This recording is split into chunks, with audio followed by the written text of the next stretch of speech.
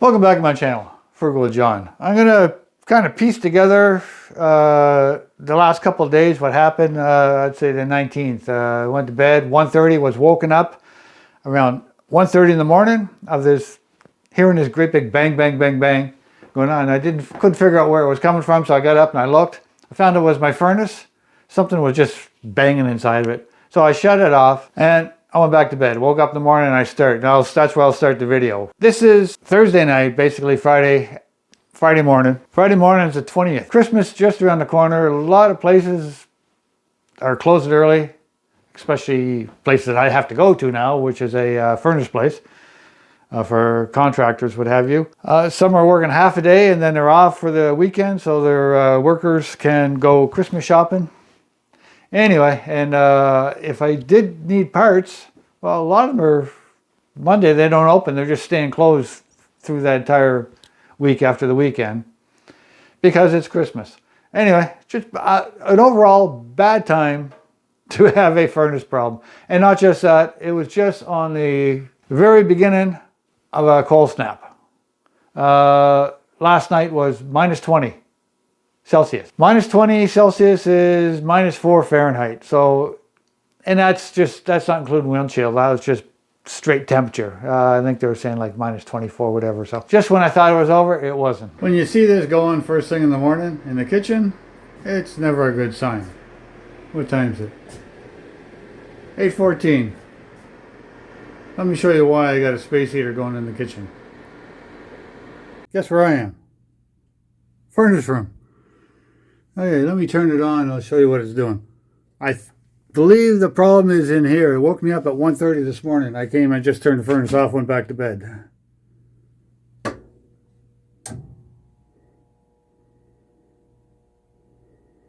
Maybe it's not going to come on at all anymore. I'm going to shut it off. Maybe it's jammed up. I believe it's in here, so we're going to take that apart. We'll be back. Okay, part of the process. Lower fan's down here. That's where it goes. I just took that off. I got to change the filter anyway, if I can get this running. And if I got to take this off, I got to open this box up and disconnect this wire through here. It comes down. But if you listen, it just feels like something inside. The bearings don't seem to be bad. It just seems to be something inside this case. So I'm going to take this cover, these bolts off here, and see what's in there holding that up. Maybe it's simple, something could have gotten here, but I noticed they installed this flue right here, and they put screws in here and here, and they're actually just regular metal screws. And here's a piece. It's just corroded off. They didn't use stainless. And actually, the moisture coming out of these are acidic. Any furnace. Okay, I got a little bit further, but you can hear the noise. There's something behind this cage. I just got to figure out how to take this cage off and see what's back there. It could be the bearings gone. I don't know yet until I take the cage off. Okay, we're back. I tried this with it all together and it wouldn't turn. It would just hum. I took the rest of it apart and basically there was a piece right here that was rust jack that was holding it. And one of the screws were rusted and it was sitting sideways. Anyway, I got the rest of them out. So I don't think that one's fixable. I'm going to try. Anyway, so I tried this before. I hooked it up temporary. Don't mind the the way it looks. I'll plug it in. Okay, so it's running pretty quiet. Nothing's holding it back. I say it's a little sketchy, but anyway, the part's almost $600 with tax to put a new one in. At that price, I would just replace the entire furnace. But if I can get this one going, it's still running. The thing is, I can't even get the part until Monday, and today's Friday. Even if I could, and it's going to be close to $600. And then, of course, something else could go, and then I'm right back in the same boat. So I probably got a new furnace for about $1,600, and then it's good for a long time. Anyway, I'm gonna let this run for a bit, keep adding some oil to the bearings, and I'm gonna put it back together. And I'm gonna have to take a run out and get some high heat silicone, the red silicone, and put it all back together and seal everything up with that. Anyway, so we'll be back with it when it's all back together. Okay, progress is being made. Okay, get that light on. Take this off. You can see now you can turn it, and it's real easy. Okay, so we're gonna put it back on. Anyway, it goes there. It gets plugged in back over here. So I'll come back when it's all in. I can't actually set a camera. I suppose I could, but I got to get my heat back on. This house is starting to get a little on the cold side. Okay, filters, new filters back in the furnace. The repaired, what do you call that, exhaust fan is back on. A bit messy on the silicone. I noticed when I went to put it in, the piece of metal was in there, so the screw didn't go right in, so I had to take it back off again and drill another hole right beside it, and then I just put a bunch of silicone. It doesn't matter. It has to be replaced. The furnace is quite old. What is it? It was installed in 1995. Okay, so silicone, I let it, after I put it in, it's been sitting for a few hours. I'm going to finally turn it on. The house right now is 16.7. I think 16.7. Let me check. Yeah, the house is 16.7. That's 62 Fahrenheit. It's cold outside. I'll get temperature. I'll put a final review. So let me turn this on and see what happens.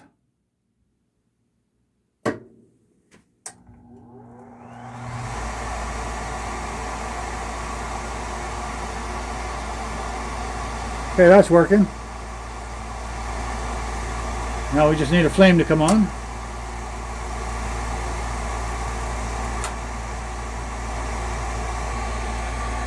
Flame would be windowed down there. Okay, we got flame.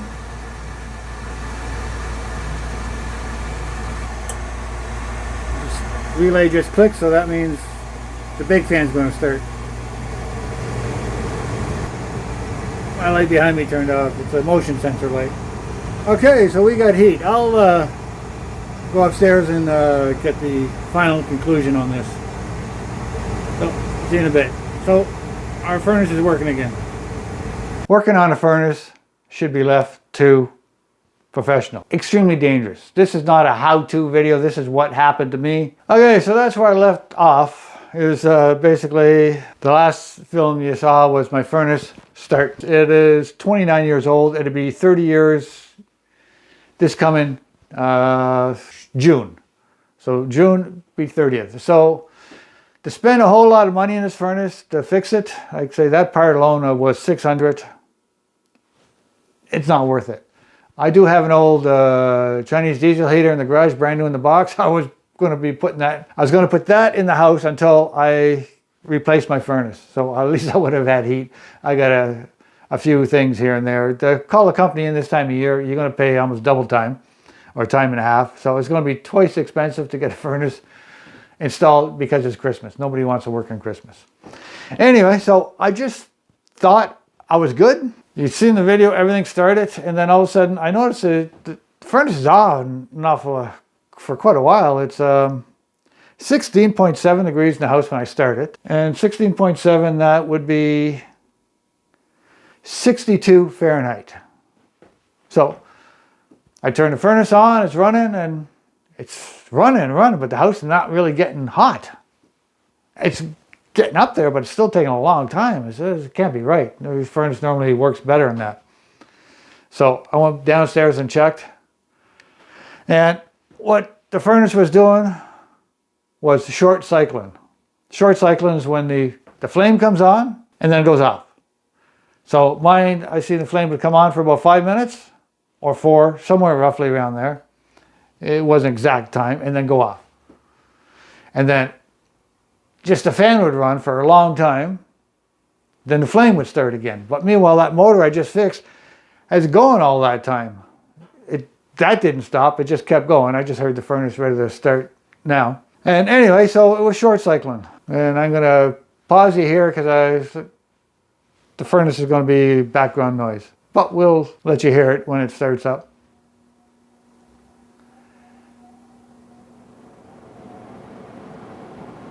I'm in an area of the house where the fan is basically right under me. The rest of the house is not that bad, but basically the furnace is right there. And the first vent right here is right where the fan is. I mean, yeah, I do get a lot of fan noise here.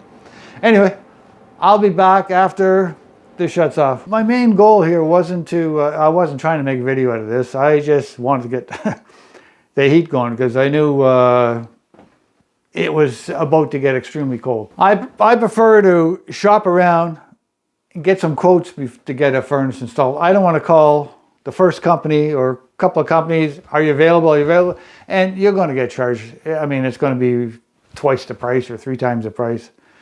And I'm looking to install a furnace at the last minute. I'm about $6,000.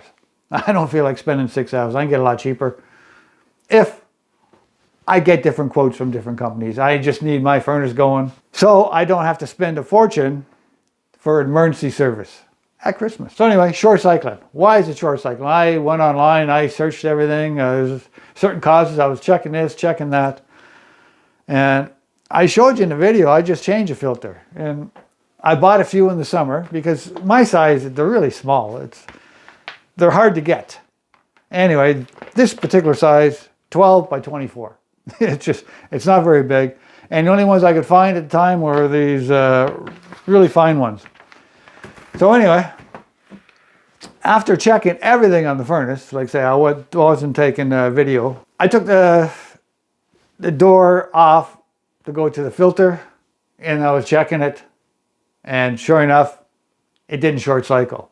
So what was happening in my case was acting like a dirty filter, even though it was brand new because what is it? It's MERV 8? I don't know. Man, I shouldn't have, it's too small of a filter for the amount of volume that goes through there. And I should have used a regular filter. Anyway, I'm babbling here. With the door off and no restriction, it didn't shut off. So there's a temperature thing in the main chamber of the furnace going out. When that hits a certain temperature, it shuts the gas off. And it won't not turn the gas back on until the temperature sensor comes back down.